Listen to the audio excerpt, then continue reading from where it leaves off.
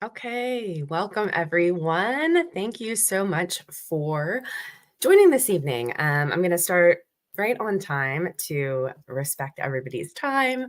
I know we have, looks like a lot of people joining from the US and Canada, but I know we have a few folks who are joining from places where it's a lot later in the world. So I want to make sure we get going.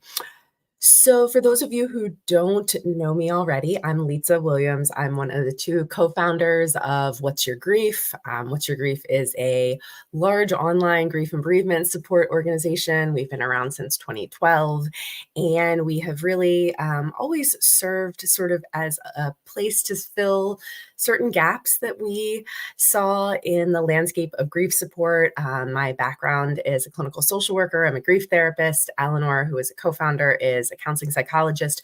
We met working with families in Baltimore, Maryland, who had experienced traumatic and unexpected losses. And we were working with folks from the time that their family member died in the hospital to 2 years, sometimes more, after that. And in that time, one of the things that we learned was just what a huge range of different needs people have in grief support. And one of those needs that we realized so many people we're looking for, we're finding education about grief, just like learning to understand grief a little bit better.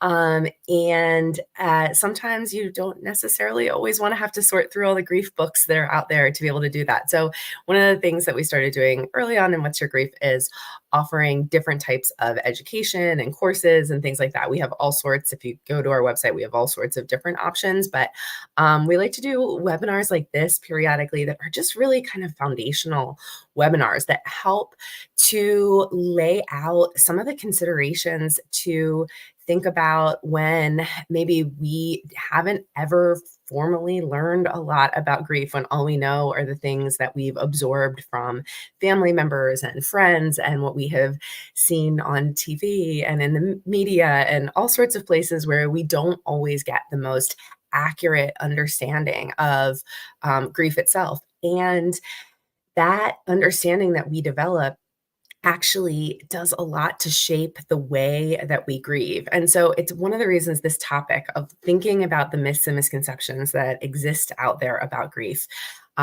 is so important, is because we know that from research, we know from working with people over many, many years, we know from our own grief experiences that sometimes the way we conceptualize grief, the things that we believe about how grief is going to look or how grief is going to feel, actually has a real impact on the way we grieve. So that's what we're talking about tonight. I really appreciate everybody who's introducing in the chat, sharing where you're from. If you want to share who you're here remembering, you're welcome to share that too. There's also, of course, no pressure to share in the chat. We invite people throughout to share in the chat, but there's no pressure. One of the things we also believe a lot is sometimes people really want to connect with other people grieving, and sometimes people really just want to like sit back and learn some information. So whichever you would like to do is completely fine this evening. I'm going to go ahead and start by sharing my screen. And just so you know, if you are tuning into this, these slides will be available later if you want the slides. So I'll send a follow-up email, and you'll be welcome to get the slides if you find the slides to be helpful.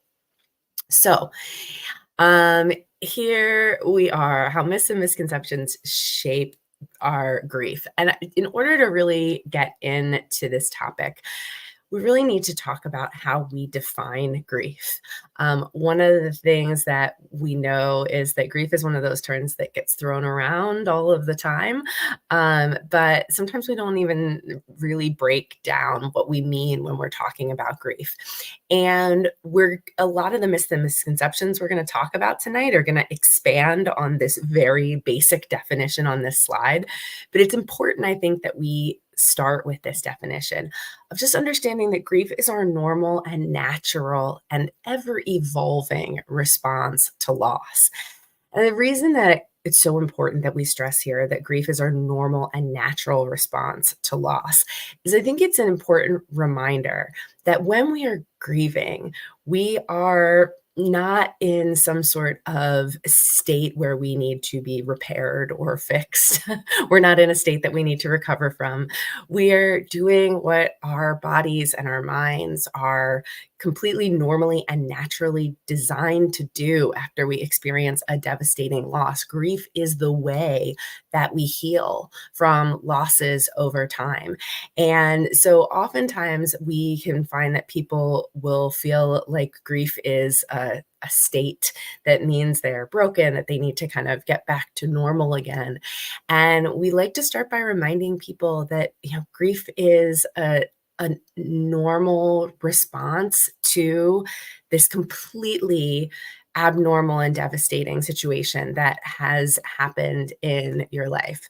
And to kind of open ourselves to grief from that place, we think can sometimes be a little bit more helpful than when we think about grief as maybe, a problem to solve or something that we shouldn't be doing in the way that we're doing it. But we're going to build on this definition a bit more as we go. Why it matters when we talk about both the definition and kind of setting the record straight in a lot of ways about the myths and misconceptions is first because it can be really reassuring and normalizing, right? For when you're grieving, to just understand, is what I'm going through, is it normal? Are other people going through this too? One of the memories that always really sticks with me when I talked to my mom when I had decided that with Eleanor, we were going to found What's Your Grief, was kind of talking to her about what we were going to do. The internet looked really, really different back in, this was like the late aughts, in terms of the landscape of grief support. And I remember my mom saying to me, when I was going through the losses in my life, and my dad died when I was a teenager, and my mom had a baby who was stillborn when I was 4, and lost her dad when she was in elementary school. And so my mom is a person who has been through a lot of loss. She said, what I really needed, like the one thing I really needed, was just someone to tell me that I wasn't going crazy. She was like, I really felt like I was losing my mind. And I felt like the way that I was grieving, what was happening to me, something must be wrong. Like, this isn't what grief I thought was supposed to look like. And she was like, I looked into all these books and I went to groups, and she did a lot of things to try to find grief support at the time. And she was like, the thing that really helped me the most was just figuring out kind of what was normal and understanding that some of the things that I thought were completely abnormal were actually things that so many other people were going through.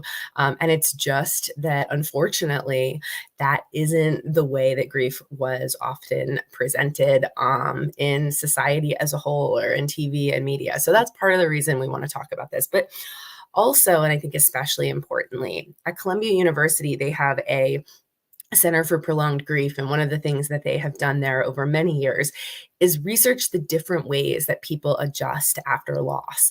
And they have always been really interested in, why do some people seem to be able to adjust really well after loss, and other people really, really, really, really struggle. And they have been trying to figure out, what are those differences in us as humans? What are the things that affect it? And there are, of course, so many, many things that can affect this. But in their research, they have found certain things that seem to consistently be connected with harder adjustment after a loss.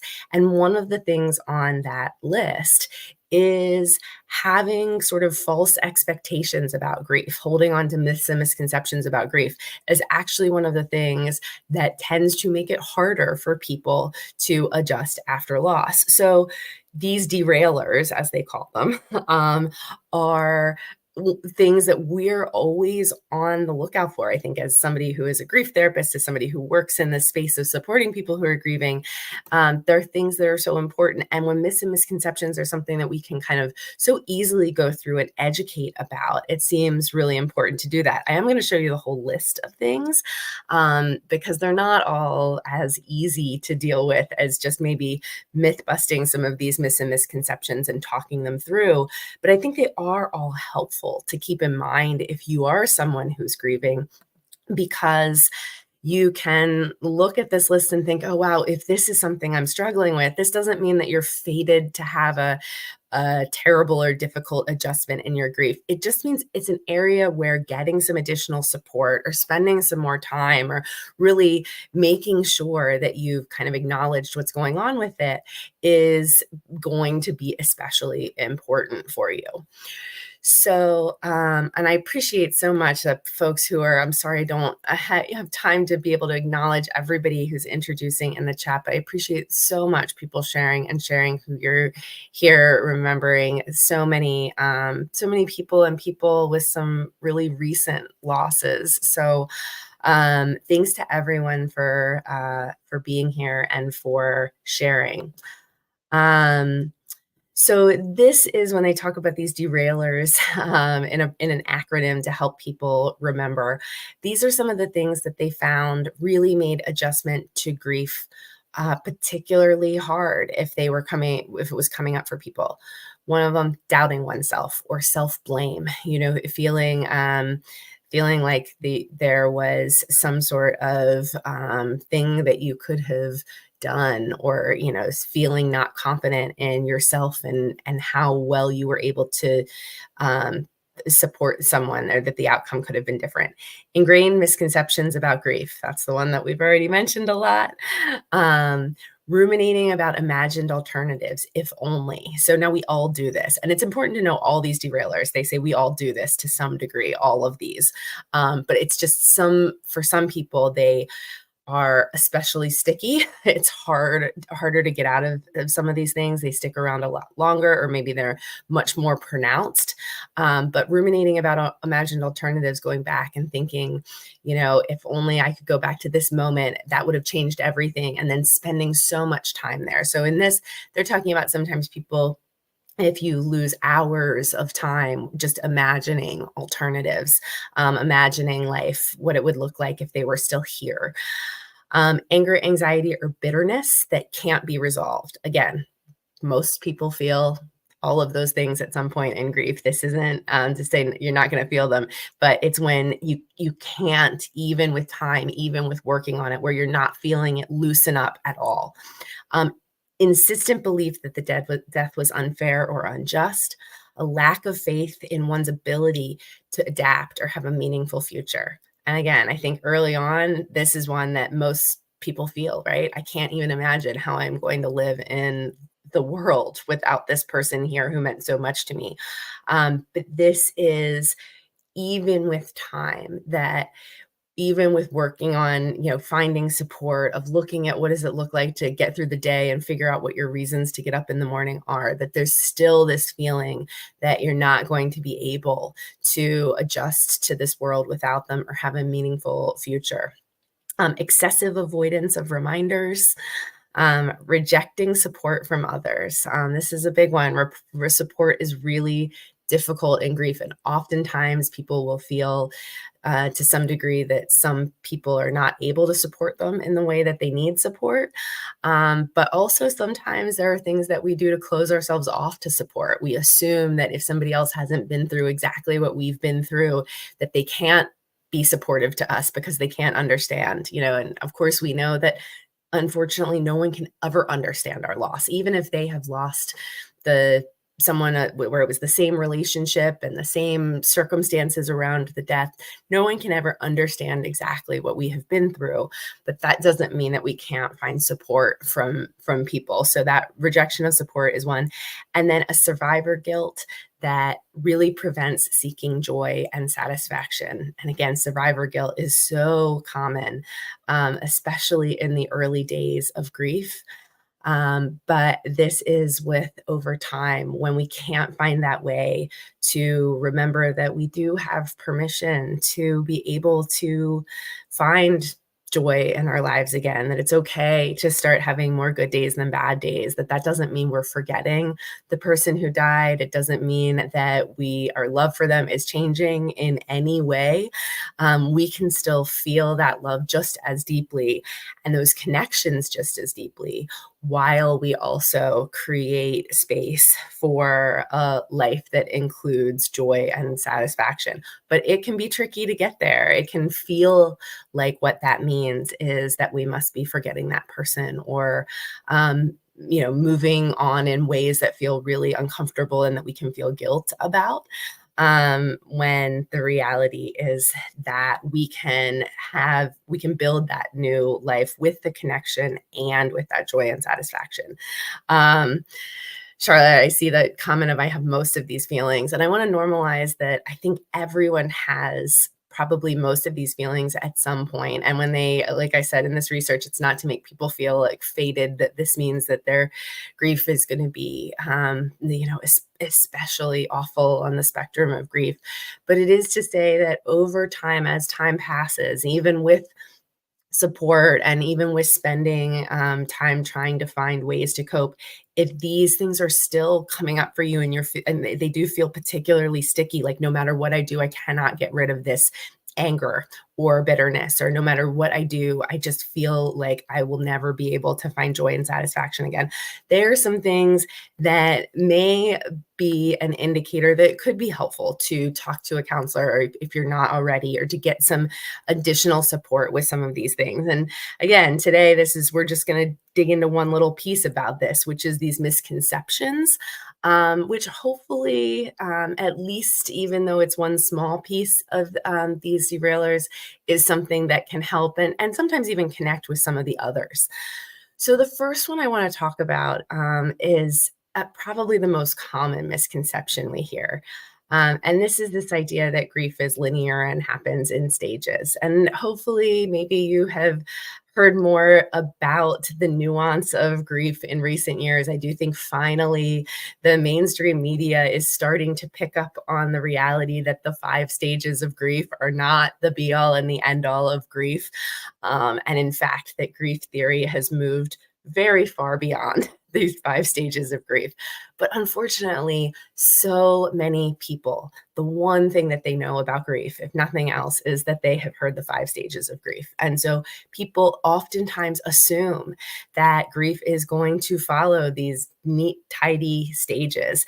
And we're going to go through all of these stages, and then we're going to reach acceptance, and, kind of move forward in a way that feels like going back to normal.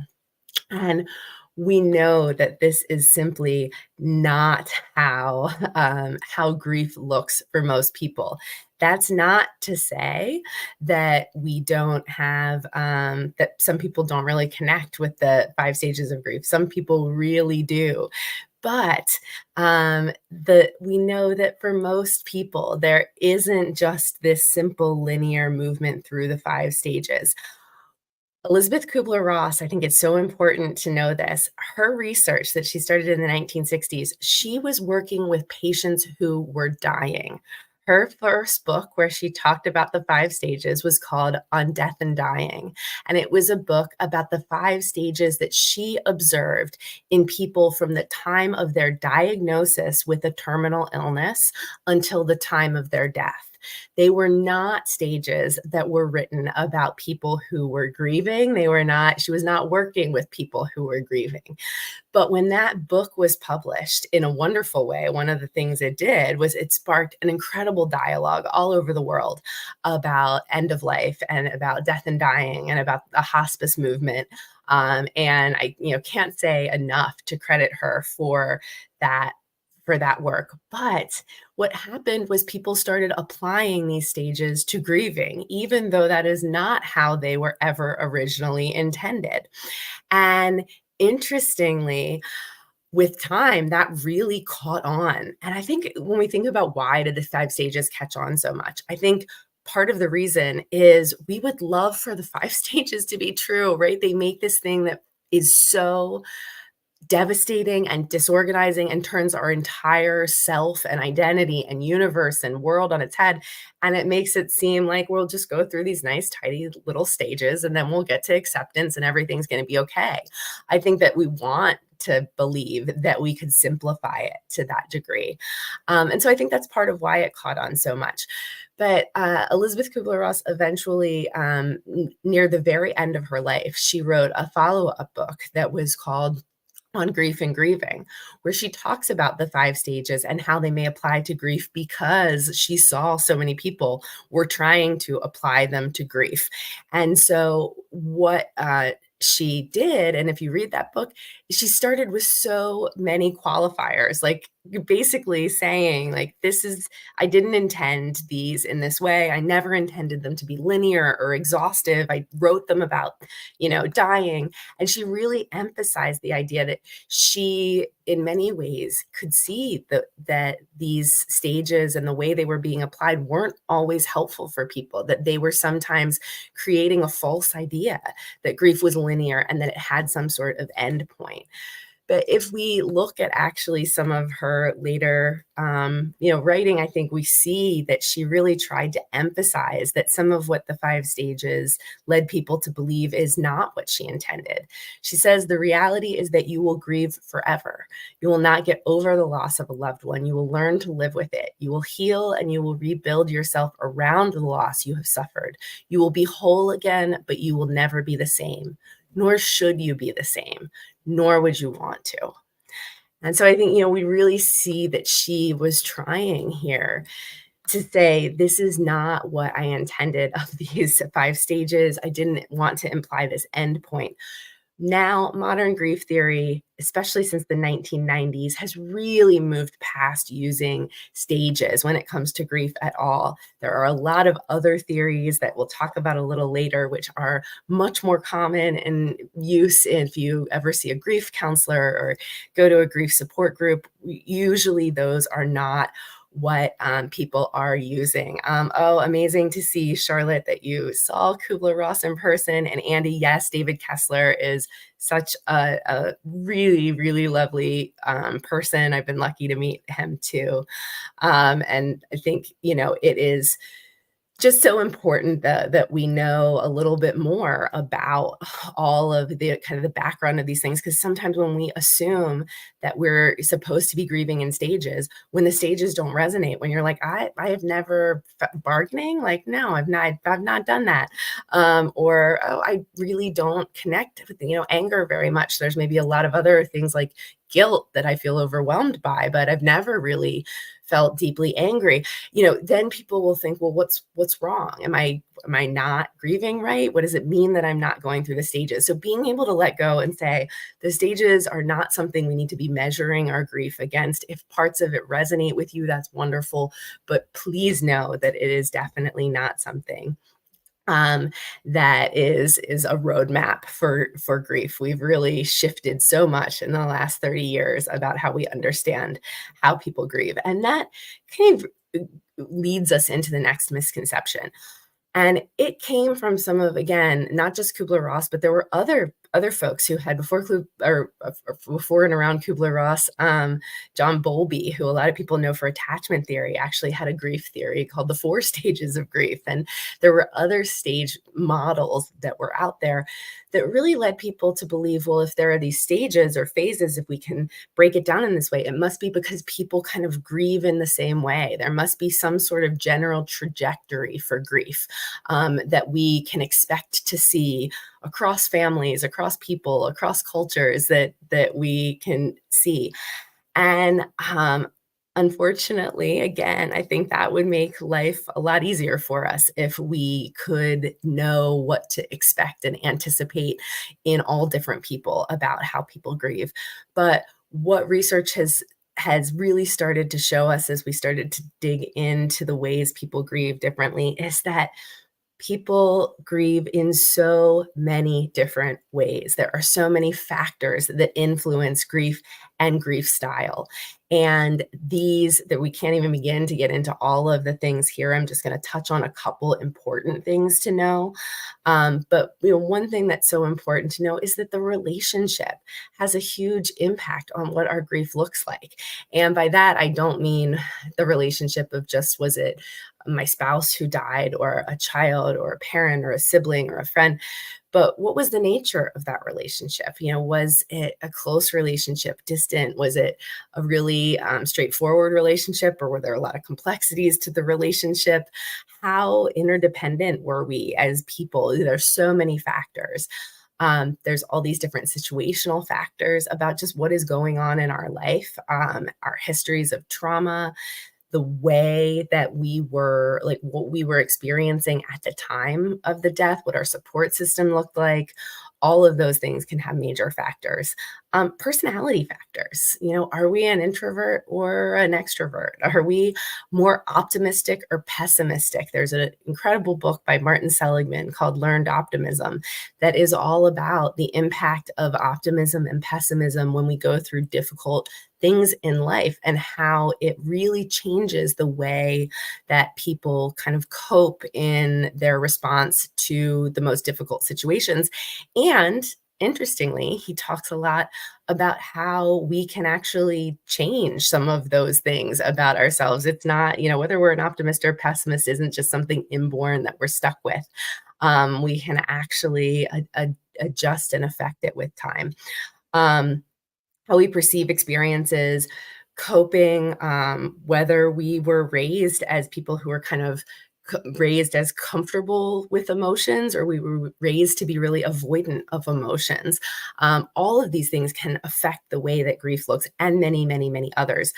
The main big one, though, that I want to kind of share with everybody here, because I think it's such a helpful one to know, is that there was a lot of research that was done by Ken Doka and Terry Martin in the 90s, because there were a lot of clinicians who were working in the field, working with people who were grieving, who were observing these differences in the way people grieve. And one of the ways that they were especially noticing them was in couples.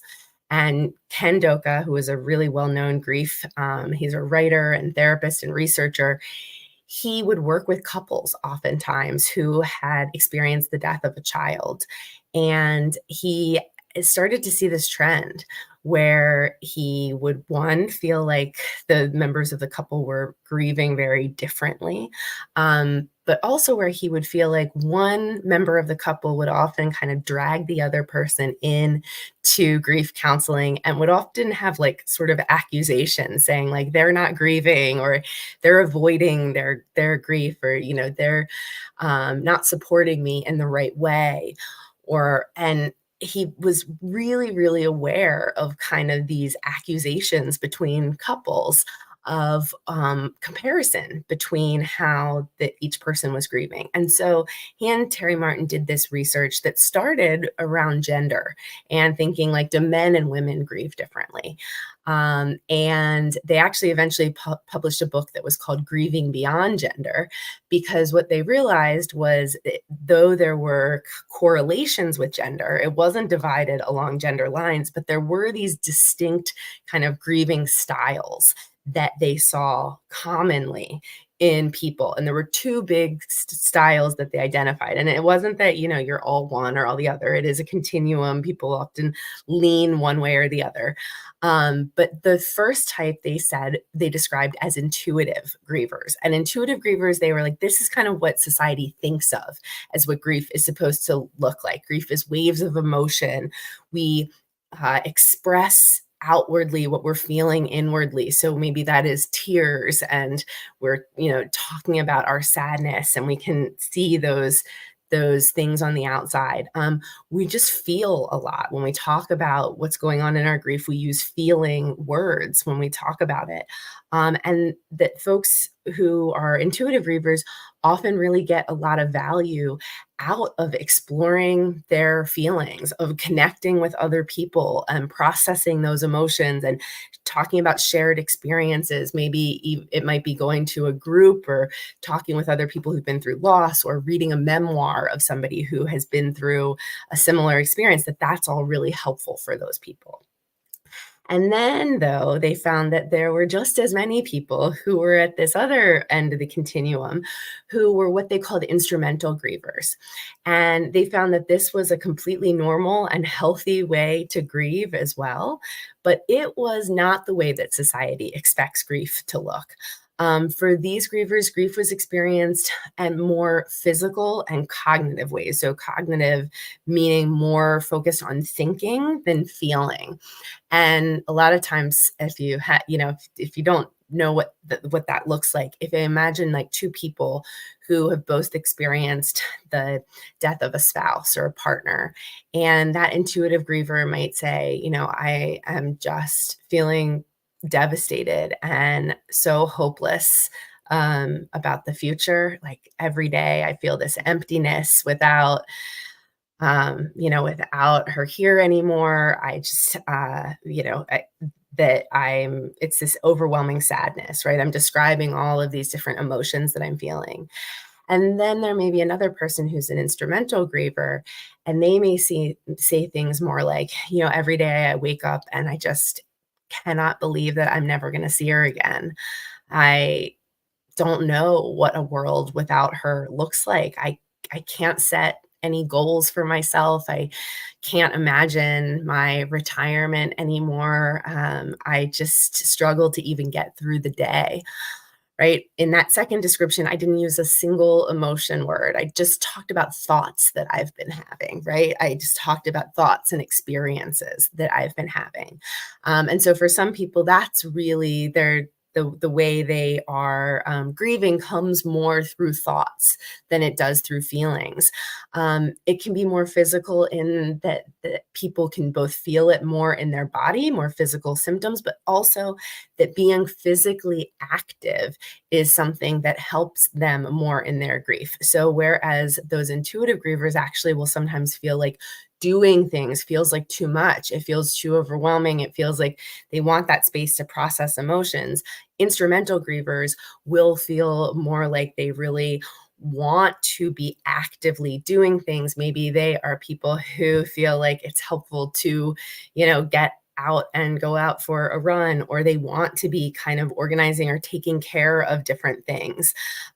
So all of these are things that are, kind of normal and natural, but sometimes people will accuse people of avoidance if they are an instrumental griever, of saying they must be not grieving right if they're grieving in this way. And so I think it's really important to know that these are both completely normal and natural responses. I'm curious if anybody, I do see a couple people mentioning in the chat, if you have thoughts of where you are on this spectrum, I would love to know.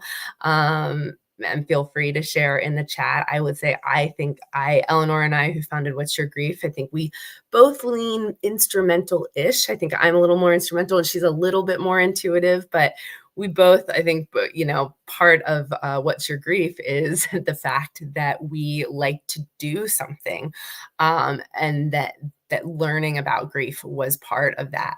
And so, yeah, I appreciate people saying, yeah, and there is, Janet, absolutely, this is an intersection of the two. This is a continuum. It is not one or the other. Sometimes people will feel like it shifts with different losses, or even that it shifts over time.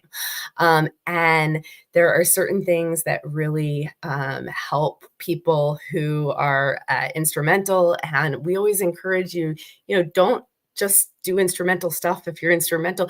push yourself to do some of the intuitive stuff. And if you're a little bit more intuitive, push yourself to do some of the more instrumental coping too, because it can be helpful to tap into those other pieces of ourselves and not just rule that out. Like right now, I have signed up to take this grief class that I've been taking that is way, way, way, way more out on the kind of intuitive end. It's very, very much a different type of thing than I would ever normally do. And I did it because I was like, this is really pushing me to do something a little bit outside of my normal kind of comfort zone for my personal not for learning about what I do as a grief therapist, but for coping with some of my own loss.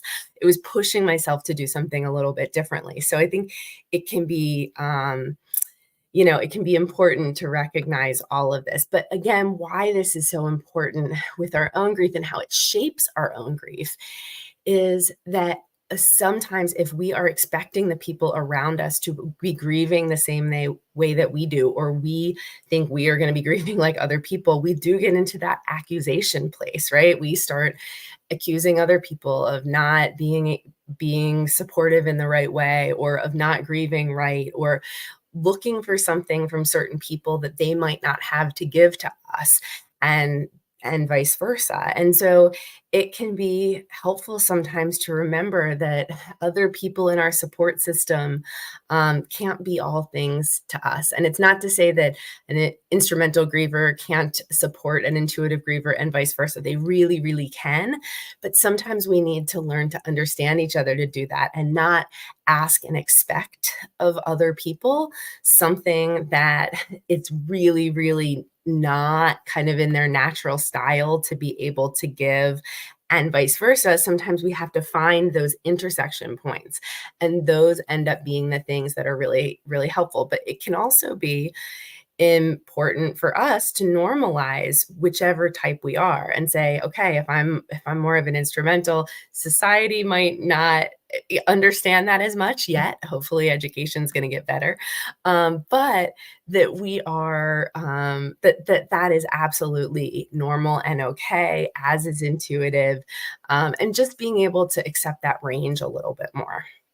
The third misconception is a really simple one. And that's this idea that grief is just about our response to a death. You might have noticed in our first definition, I said at the very beginning, grief is our normal and natural response to loss. And oftentimes that is a death, because deaths are often some of the most devastating losses that we can experience. But grief is it when we look at what grief actually is as a human response, it's a response to any type of loss. Ken Doka, who I mentioned, who did all that research about the grief styles, he has this quote I really love, that it says that it's important that we acknowledge and recognize that grief is a reaction to loss. We often confuse it as a reaction to death, but we can experience it when someone we're attached to dies, but also when we lose any significant form of attachment. And this becomes important for two different reasons. One is that in grief, it is never just about one particular loss, right? It's never just about the losing one thing, right? Even when we're talking about someone who's died, right? A primary loss. If you have this is from our book. If you have our book, you probably have seen this diagram before. There's that primary loss, but with it, there are so many secondary losses that are all part of our grief, and we're grieving all of those different things. So oftentimes we're so focused, like we have this kind of tunnel vision on that primary loss, and everybody around us is thinking, oh, the thing they're grieving is that person who died. Oftentimes we're not having people around us saying like, oh, you're probably really grieving a loss of your identity too, or you're probably, really grieving the fact that you had to move out of that home that you lived in together, or, whatever those other things are. But we are often grieving those other things too. If our support system has shifted, we're grieving those changes in our support system, if our own confidence has shifted, which we know is actually really common in grief for people to experience a huge loss of self-confidence or self-worth for a lot of different reasons that we don't have time to get into here. Um, that a lot of times people don't realize just how many layers there are to grief. And so when we're so focused on one particular thing and us kind of looking at that, sometimes we don't allow ourselves the space to grieve all of these different losses, to acknowledge that that is why our loss can feel like it has touched every area of our life, because it has. It's affected these things, and there's kind of these other secondary losses that we need to grieve as well.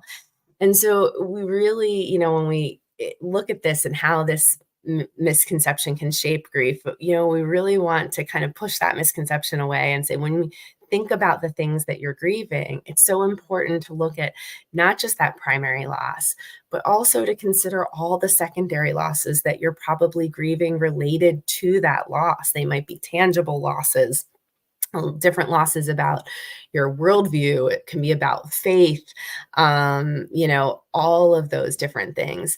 And I think being able to consider all of those and give yourself permission to grieve all of them.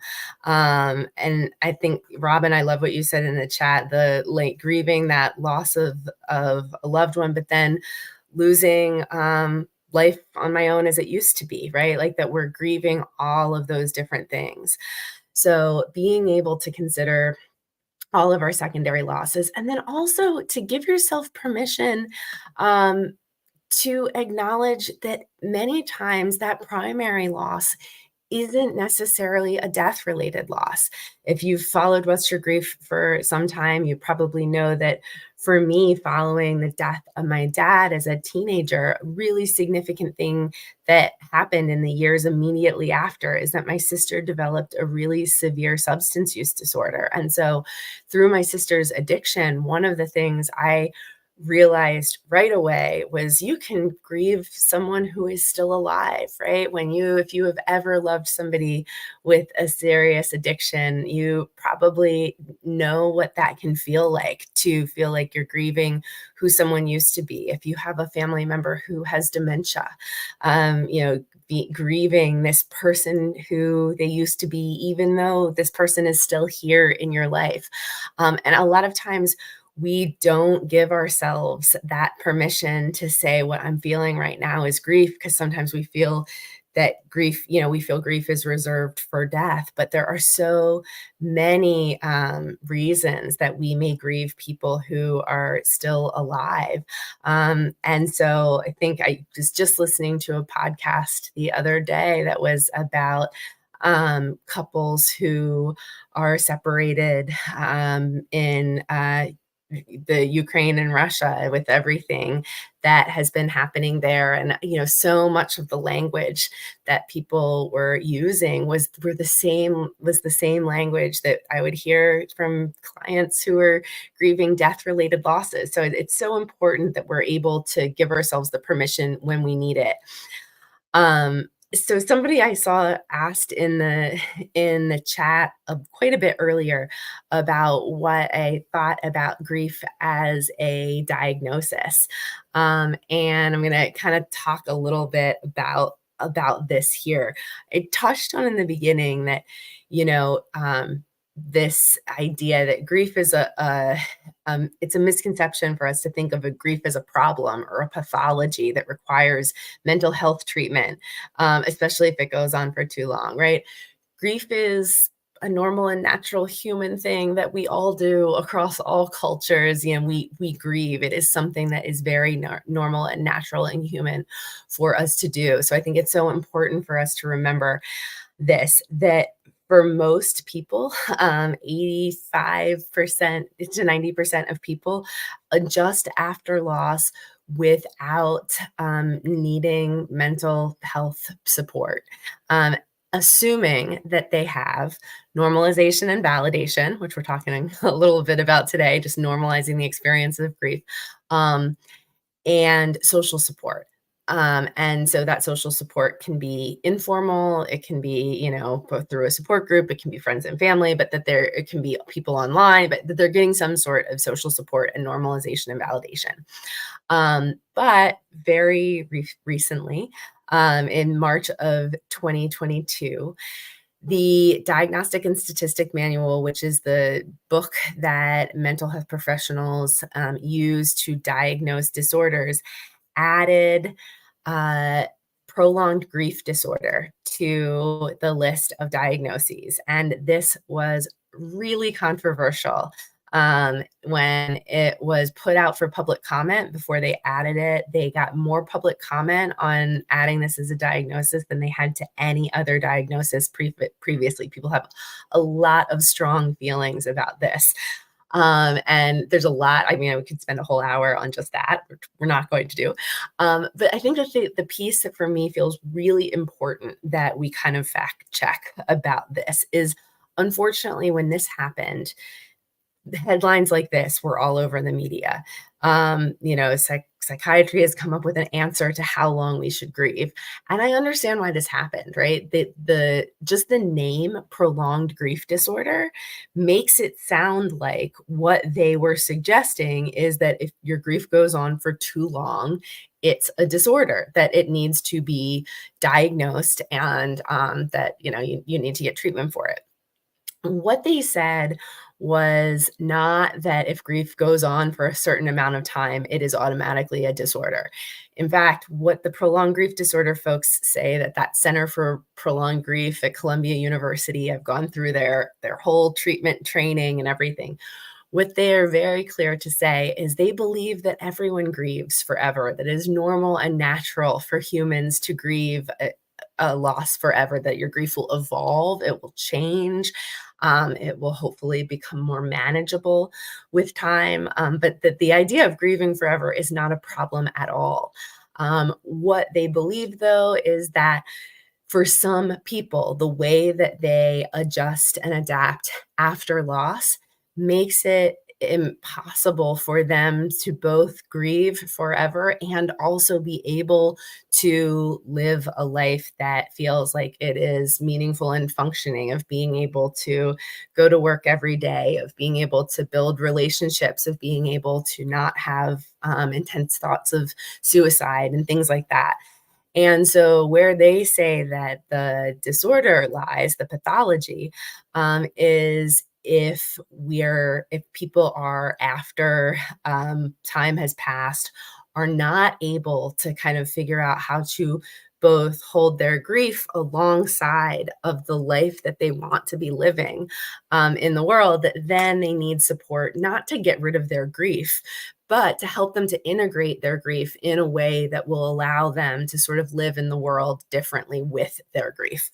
So that, I think, the important piece of this that I want to emphasize, especially because of what the media said, is a lot of people suddenly, I mean, we got tons of messages from people that were like, well, but I just saw this and it's been 5 years for me. Do you think I have prolonged grief disorder? All of these questions. I think the thing that's really important to remember is that this did not ever intend to mean like that grief has some sort of expiration date. And so I think it's really important to know that. I think it's also, yeah, they do use, Patty, I did see, they do use 1 year. So they use 1 year for adults. But again, what they when they use that, it is for certain very specific criteria after 1 year. It's not, are you grieving still for 1 year? They look at very specific things that are related to functioning. All of this said, I think there are so many risks about having grief as a diagnosis. We've worked really hard to get out of pathologizing grief, and I think the idea of having it as a diagnosis is really scary for a lot of reasons.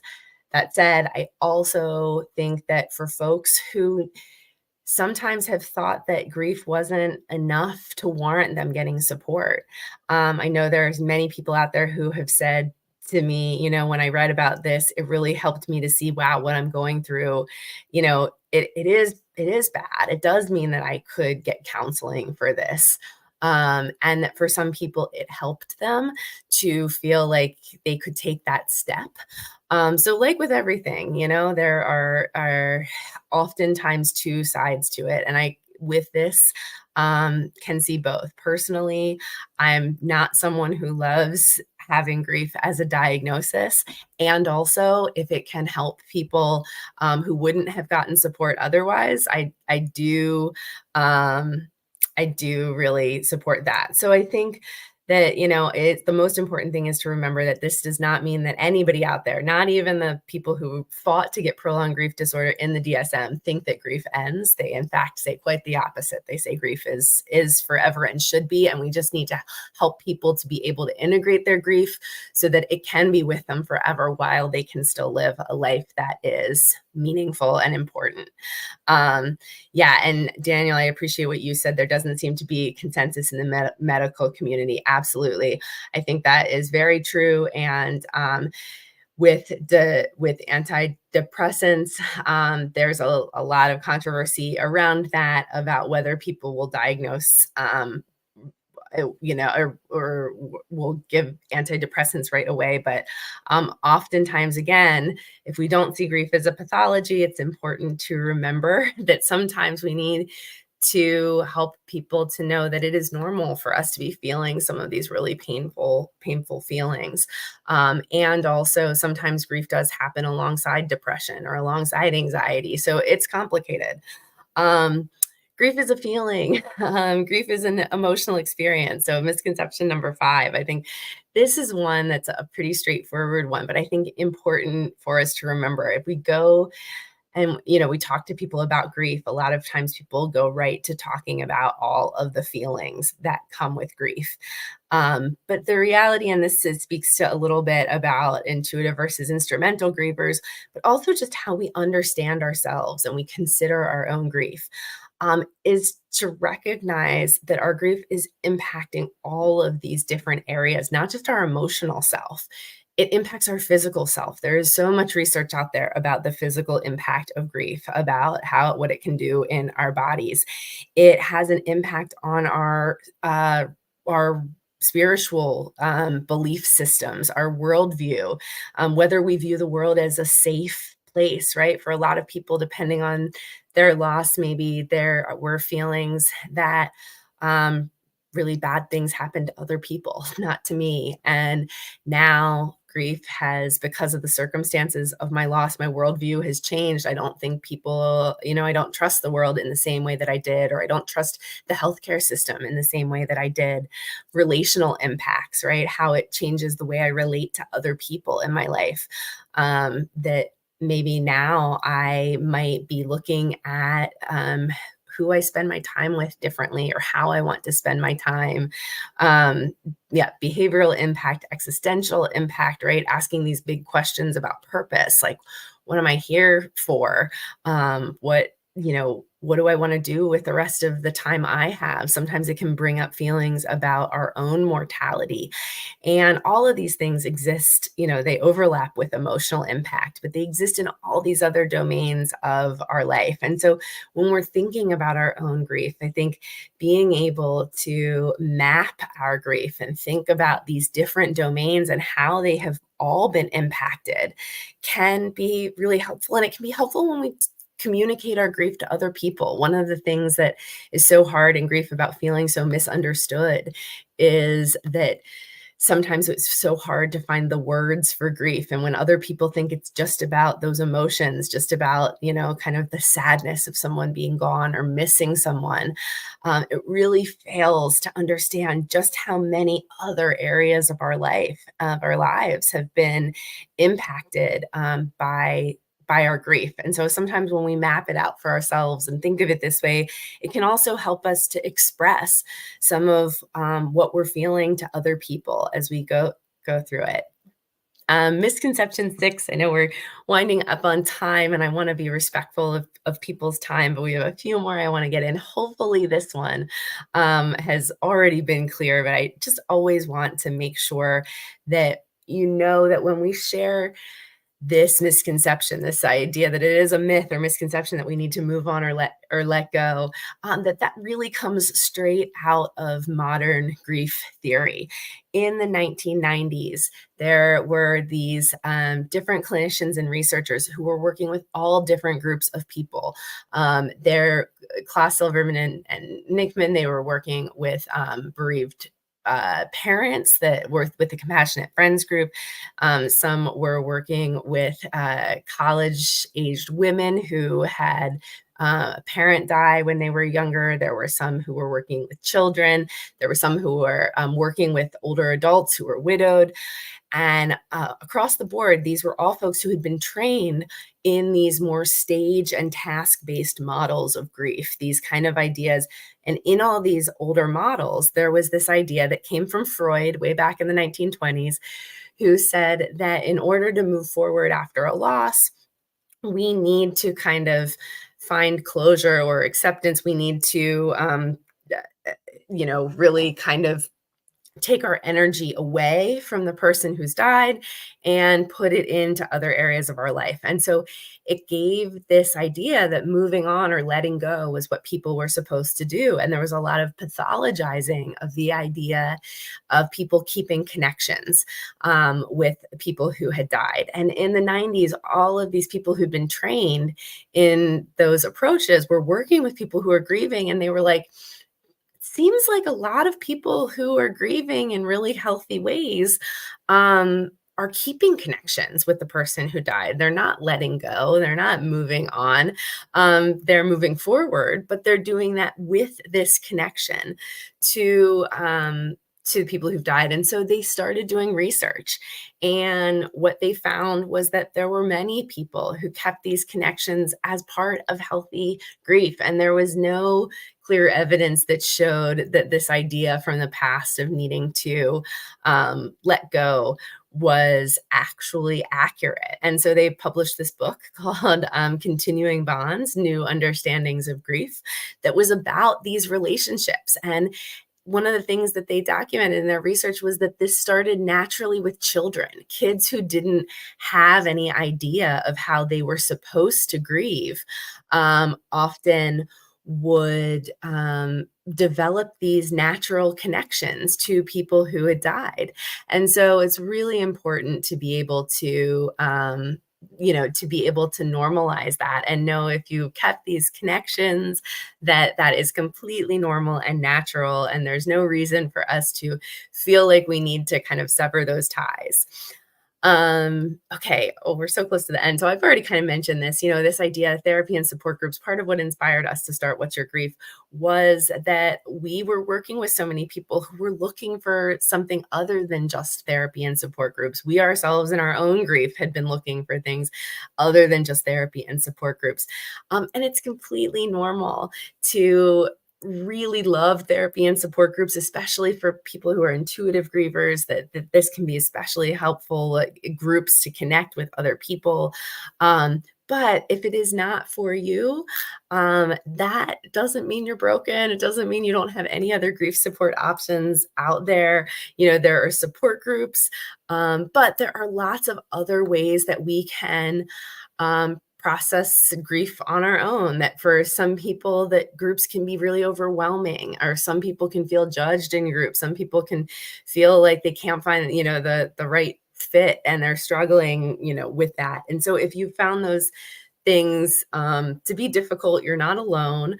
And there are a lot of other things that you can do, which we'll talk about in a moment. We've already talked about this, like the grief work. We don't just kind of do the work and go back to normal.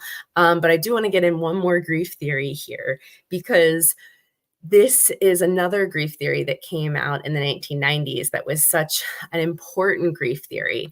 They said in these stage and task models that everybody had been using, these grief work models, there was this idea of, okay, you go through these stages, you get to the other side, you go back to normal.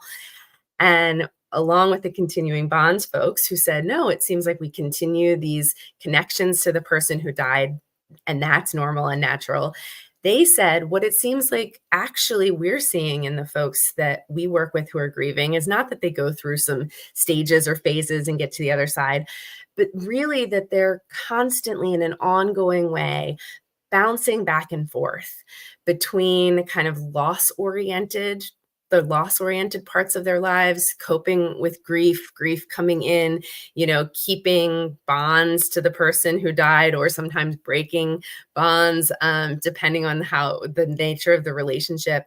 And also restoration things, just building a new things in the world, getting distractions from our grief, trying to figure out our new identity, attending to the life changes, just kind of like doing the work of living. And they were like, we're not just like grief, and then we go back to restoring a life. But grief is just this ongoing life after loss, is this ongoing bouncing back and forth that we're always doing between these different things. And that's normal and natural. It doesn't have this end point in the same way. So oftentimes that we want to kind of normalize that. And then in this coping, as we've said, there's so many different ways to cope. There's, whether you're a more emotional person, a more creative person, a little bit more of that instrumental or rational or practical person, there are so many different things that you can do. Part of, as I mentioned, why we founded What's Your Grief was to give people other outlets for this. So you can always go to our website and check out tons of different we have hundreds of articles. We have creative expression projects. We have podcasts that you can listen to. We have online courses that use creative expression. Right now, our Griever Hub, this is the once a year that our Griever Hub, once a year, 4 times a year, we open our Griever Hub for new members. So that's a place that has a lot of different tools that you can use as well. And it's open till the 31st of this month. And so, just kind of keeping that in mind. And then last, but not least, actually, maybe I have 10, but, I think this is a really important one that I want to make sure we close out on, is oftentimes in grief, we think we'll be able to tell when we're making progress. We think we'll be able to tell if things are, changing with time, or if they're not, if we're starting to manage better, or if we're not. And oftentimes when we're in it, it's really hard for us to actually be able to assess how we're doing. And part of that is because oftentimes we compare ourselves to the past, right? We think about who we were before this loss, or we think about where we want to be again, how we want to feel, how we want it to look. And when we compare ourselves in that way, we often find ourselves really discouraged. We feel like I feel so far away from the person who I was before this loss happened, or I feel so far from kind of where I want to be again, that it can feel really discouraging. And that really does start to shape our grief too. If we start to feel like I'm just stuck in this place where I'm not making any sort of movement that I want to be making. And it can be really important that instead we try to measure instead against some of our lowest moments, right? To really measure from where we started in our grief after this loss, and to be able to recognize that oftentimes there are things that we haven't given ourselves credit for. There is stuff that we are doing that, if nothing else, right, you showed up on here and listened to this tonight, and being able to kind of give yourself that credit where it's due, to even to be able to just acknowledge and honor, like, what got me out of bed today? Maybe I didn't feel the overwhelming joy that I hope to be able to feel in my life again. But have there been things this week? Have there been moments where I've felt even calm, or just connected to another person, or excited about something that I learned, or, interested in something? Like, what got me up? Is it even if it's I got up today just because my dog needs me to take him out for a walk and to feed him every morning. But to be able to look at those little things and see how we're building upon them, and let that help to shape how we see our grief, and to know that sometimes the these things are little, that it can feel like progress is slow, but that it's there, and that when we sometimes have this fear that is never going to change, or this misconception, of being able to, remind ourselves that we do with time learn to live with these, two truths, that our grief can coexist alongside of other wonderful things in life. And there's a lot of different ways people talk about this that work for them, right? Sometimes people will say it's not that it gets lighter, it's that we get stronger, or we learn how to carry it differently. Sometimes, Lois Tonkin, there's this grief idea that she shared. It's not that the grief gets smaller, but your life around it starts to grow bigger. But just trying to remember that it does evolve with time. It doesn't kind of stay in that same stagnant place, can be a helpful piece to remember. So you can always go to our site, What's Your Grief? Many of you probably are here because we shared on the newsletter or Instagram. So you can always find us there with our newsletter. That's where we share things. Like I mentioned, our Griever Hub is open right now until the 31st. So if you like things like this, our Griever Hub is a place where we offer live webinars all the time, but a lot more support. We have a forum there. We have community writing, where we give writing prompts and get together on Zoom and give people time to write. We do creative challenges. We have a grief cafe that meets every month. We have a friend and grief session every month. Every Sunday we do a session called Getting Things Done, which is just about basically it's about all the things in grief that are hard to get done, and we just do it for a little bit of accountability, to get on Zoom, and kind of what we've struggled with, even if it's just like doing the dishes and spending that time with a little bit of support, getting the dishes done and things like that. So there's a lot of different things that happens in that community. I'll put a link in the chat if anybody wants to check out the hub. There, we're big believers too in building community. So there's been so much great discussion I see from folks connecting in the chat.